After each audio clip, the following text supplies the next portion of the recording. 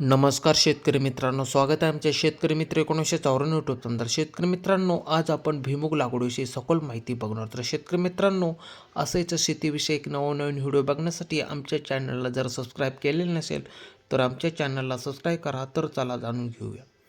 शेतकरी मित्रांनो, भुईमूग लागवडीसाठी 3 हंगाम खूप महत्त्वाचे असतात. खरीप हंगाम जून ते नोव्हेंबर या काळात खरीप भुईमुगाची लागवड करतात आणि रब्बी हंगामामध्ये ऑक्टोबर ते मार्च या काळात लागवड केली जाते. विशेषतः दक्षिण भारतात भात कचरांमध्ये ही लागवड केली जाते. त्यानंतर शेतकरी मित्रांनो आहे उन्हाळी हंगाम. फेब्रुवारीच्या सुरुवातीपासून ते 15 फेब्रुवारीपर्यंत लागवड करणे खूप गरजेचे असते. उन्हाळी लागवडीसाठी थंडीचा काळ संपताच पेरणीला सुरुवात करावी लागते. शेतकरी मित्रांनो, लागवड पद्धत ही जमिनीची चांगली नांगरट करून निचरा होणारी वाळू, चिकणमाती किंवा काळी नवीन जमीन उत्तम असते.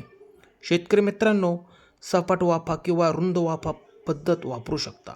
रुंद वाफ्यासाठी 1.2 मीटर अंतरावर सऱ्या पाडून 90 सेंटीमीटर रुंदीचे वाफे तयार करा. शेतकरी मित्रांनो, 2 ओळींमध्ये 30 सेंटीमीटर आणि 2 रोपांमध्ये 10 सेंटीमीटर अंतर ठेवून पेरणी करणे खूप गरजेचे असते. शेतकरी मित्रांनो, पेरणीच्या आधी शेवटच्या कोळवणीच्या वेळी प्रति हेक्टरी 7.5 ते 10 टन शेणखत किंवा कंपोस्ट खत जमिनीत मिसळावे. यामुळे जमिनीची सुपीकता आणि पोत सुधारते. शेतकरी मित्रांनो, पेरणीच्या वेळी 25 किलो नत्र आणि 50 किलो स्फुरद प्रति हेक्टरी द्यावे. जिप्सम चांगल्या उत्पादनासाठी जिप्समचा वापर करावा. 400 क्विंटल प्रति हेक्टर या प्रमाणात जिप्समचा वापर करावा, ज्यापैकी 200 क्विंटल पेरणीच्या वेळी आणि उर्वरित 200 क्विंटल नंतरच्या टप्प्यात द्यावे. शेतकरी मित्रांनो, भुईमुगांच्या सुधारित जातींमध्ये खूप जाती आहेत, ज्यांची निवड हंगाम आणि अपेक्षित उत्पादनानुसार करावी लागते. काही प्रमुख वाणांमध्ये SB12 यांसारख्या उपट्या वाणांची समावेश आहे. चांगल्या उत्पादनासाठी सुधारित वाणांची लागवड करणे खूप फायदेशीर ठरते, कारण या वाणांपासून उत्पादनता लक्षणीय वाढ होते. शेतकरी मित्रांनो, उन्हाळी हंगामासाठी विशिष्ट वाण वापरले जातात, जसे की जे हेक्टरी 30 ते 32 क्विंटल उत्पन्न देतात. दाणे खवट होण्यासाठी रोगप्रतिकारक्षम असतात.